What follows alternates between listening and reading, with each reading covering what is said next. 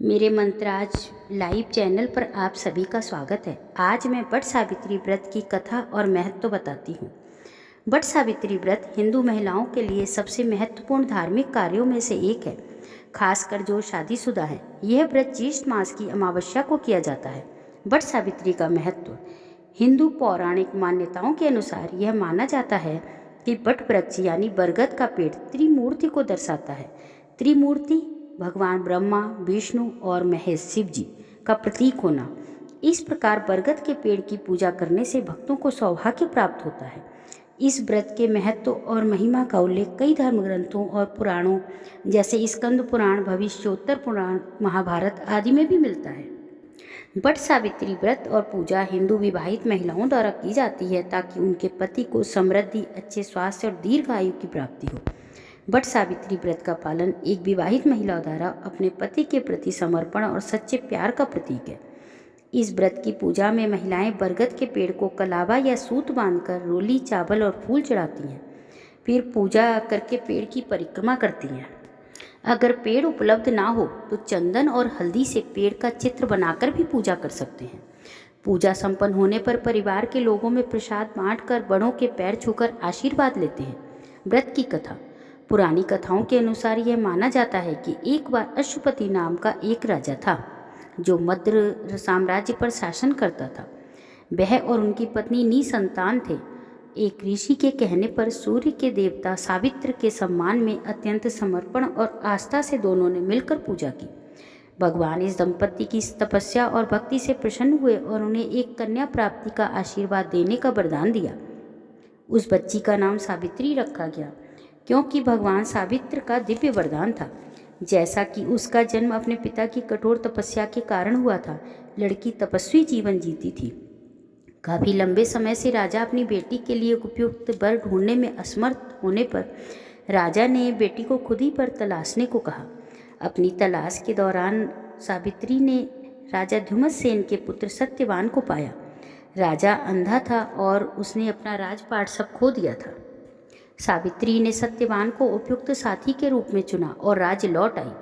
जब वह घर आई तो नारद मुनि वहां मौजूद थे। राजा ने अपनी पसंद के बारे में नारद मुनि को बताया और उसका भविष्य जानने को कहा। उसकी बात सुनकर नारद मुनि ने अश्वपति से कहा कि वो इस संबंध के लिए मना कर दें क्योंकि सत्यवान का जीवन बहुत कम है, सिर्फ 1 वर्ष में वह मर जाएगा। राजा अश्वपति ने सावित्री को दूसरा वर खोजने को कहा, किंतु अपने निश्चय पर अडिग उसने इनकार कर दिया और कहा अगर विवाह करेगी तो सत्यवान से ही करेगी, चाहे अल्पायु हो या दीर्घायु। राजा ने दोनों का विवाह कर दिया। जब सत्यवान की मृत्यु का समय आने लगा तो सावित्री ने उपवास करना शुरू कर दिया। मृत्यु के निश्चित दिन वह उसके साथ जंगल चली गई। अचानक सत्यवान बरगद के पेड़ के पास गिर गया। जल्दी ही यम प्रकट हुए और सत्यवान की आत्मा को अलग करने ही वाले थे कि सावित्री ने यम से कहा, आप इन्हें अकेले लेकर नहीं जाएंगे, मैं भी आपके साथ चलूंगी क्योंकि मैं एक पवित्र महिला हूँ। उसके दृढ़ संकल्प और तपस्या को देखकर भगवान यमराज ने 3 इच्छाएं मांगने का वर दिया। अपनी पहली इच्छा में उसने अपने राज्य की बहाली और ससुर की आंखों की रोशनी मांगी। दूसरे इच्छा में पिता के 100 पुत्र और अंतिम वरदान में सत्यवान से अपना पुत्र मांगा। भगवान यमराज ये तथास्तु कहते चले गए। फिर जब सत्यवान को ले जाने लगे दोबारा से तो सावित्री ने रोक दिया। उसने कहा कि पति के बिना मैं पुत्र कैसे पैदा करूंगी। भगवान यम अपने ही शब्दों में फंस गए थे और इस प्रकार सावित्री की भक्ति, परीक्षा और आत्मविश्वास के कारण उन्हें सत्यवान का जीवन वापस करना पड़ा। सावित्री आज भी इतिहास में अमर है। उसी दिन से वट सावित्री का व्रत सैकड़ों हिंदू विवाहित महिलाएं अपने पतियों की दीर्घ आयु के लिए करती हैं और ये त्यौहार इस प्रकार वट की पूजा करके मनाया जाता है। विनायक बाबा की कहानी। एक बुढ़िया माई थी, मिट्टी के गणेश जी की पूजा करती थी। रोज वो गणेश जी बनाती, रोज गल जाते। एक सेठ का पास में ही मकान बन रहा था। वो मिस्त्री के पास जाकर बोली कि मेरे पत्थर के गणेश जी बना दो। मिस्त्री बोले, हम तेरे पत्थर के गणेश जब तक बनाएंगे तब तक तो हम दीवार ना अपनी बनाएंगे। बुढ़िया बोली, राम करे तुम्हारी दीवार टेढ़ी हो जाए।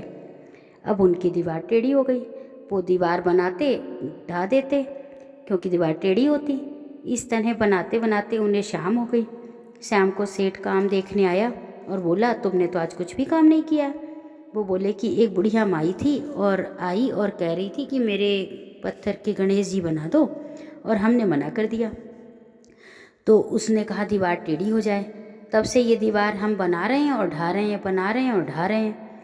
तो सेठ जी ने फ़ौरन बुढ़िया को बुलवाया और कहा, हम तेरे सोने के गणेश कर देंगे, हमारी दीवार सीधी कर दो। सेठ ने बुढ़िया के सोने के गणेश जी गढ़वा दिए। सेठ की दीवार सीधी हो गई।